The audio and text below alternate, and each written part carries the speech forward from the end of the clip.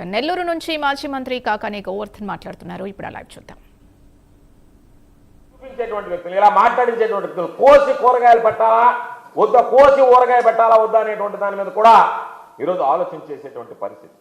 కాబట్టి మావిగన్ ప్రతిపాదన ఏ రోజైతే వచ్చిందో, అమరావతి చుట్టూ మీరు నిర్మించుకున్నటువంటి అవినీతి కోట ఏదైతే ఉందో అది బదలు కావడం ప్రారంభించిందో, ఆ రోజు నుంచే మీలో ఎక్కడ లేనటువంటి అసహనం, దానికి అంతా చంద్రబాబు నాయుడుతో పాటు ఆయనకు మద్దతు ఇస్తున్నటువంటి ఎల్లో మీడియాలో కూడా ఎవరు కూడా ఊహించినటువంటి భయం కలిగింది. కాబట్టే మావిగన్ ప్రతిపాదనని ప్రజలు ఆహ్వానించేటువంటి పరిస్థితులు ఉన్నాయి. కాబట్టే ఇటువంటి దిగజారుడు మాటలకి మీరు పూనుకున్నారనేటువంటిది స్పష్టంగా. అంటే రాజకీయ విమర్శలు అంటే మహిళలను అవమానించడమా?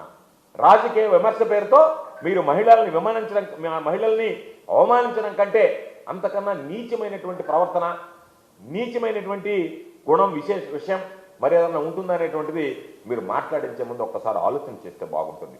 కాబట్టి కుటుంబాల్లో ఉన్నటువంటి మహిళలను టార్గెట్ చేయడం, వాళ్ళ వ్యక్తిగత విషయాల్లో మీరు వాళ్ళని వ్యక్తిగతంగా దాడి చేయడం అనేటువంటిది ఇది సమాజంపై కాదు, సమాజంతో పాటు మహిళలపై కూడా దాడిగానే భావించాలి.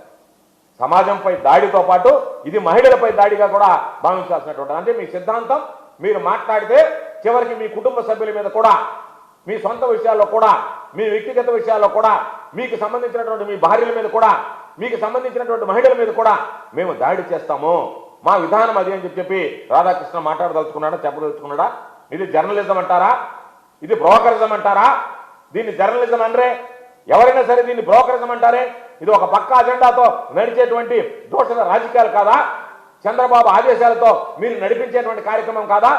ఎంత ధైర్యం ఉంటే మీరు వ్యక్తిగత జీవితంగా ఉండేటువంటి వ్యక్తుల గురించి మాట్లాడతారు? సిగ్గు, శరం, సంస్కారం ఉండేటువంటి వ్యక్తులు ఎవడైనా గురించి మాట్లాడతారు? మీకు ధైర్యం ఉంటే వైఎస్ఆర్ కాంగ్రెస్ పార్టీని ఎదుర్కోండి, జగన్మోహన్ రెడ్డి గారిని రాజకీయంగా ఎదుర్కోండి.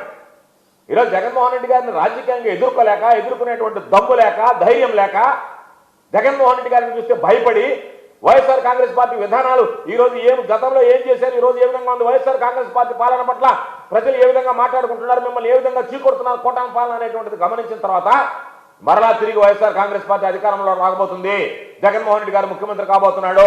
కాబట్టి జగన్మోహన్ రెడ్డి గారిని మనం రాజకీయంగా ఎదుర్కోలేము, వైఎస్ఆర్ కాంగ్రెస్ పార్టీని ఎదుర్కోలేము, కాబట్టి వ్యక్తిగత దాడులకు పూనుకుంటామన్నట్టుగా మీరు ప్రవర్తించడం, మీకు ప్రజా సమస్యల గురించి కానీ, అభివృద్ధిని గురించి కానీ, పరిపాలన గురించి కానీ మాట్లాడేటువంటి పరిస్థితి లేదు, మాట్లాడేటువంటి స్థాయి లేదు. కాబట్టి ఈరోజు ఎంతసేపటికి అమరావతి అవినీతి, మీకున్నటువంటి అవినీతి, దోపిడీ, అరాచకాల నుంచి, అమరావతి దోపిడీ నుంచి దాన్ని డైవర్ట్ చేయడానికి మీరు మా మీద వ్యక్తిగత దోషణలకు దిగితే దాని మీద కాలయాపన చేసి ఏదో ఒక విధంగా దాని మీద మాట్లాడుకుంటూ పోదామని చెప్పని ఒక దుర్మార్గమైనటువంటి ఆలోచన తీసుకున్నటువంటిది. ఏ రోజైతే మావిగన్ అనేటువంటిది ఈరోజు తెర మీదకి వచ్చిందో, అమరావతి చుట్టూ చంద్రబాబు నిర్మించుకున్నటువంటి అవినీతి సామ్రాజ్యం కుప్ప కూలిపోతుంది అని ఏ రోజైతే భయం మొదలైందో, వెంటనే చంద్రబాబు సోషల్ మీడియా, తన సొంత మీడియాతో పాటు ఈ పచ్చ మీడియాను కూడా అలర్ట్ చేయడం, దానిలో భాగంగా వీళ్ళు ఏదో ఒక విధంగా మాట్లాడితే వీళ్ళు వెనక్కి తగ్గుతారులే అని మా మీద వ్యక్తిగత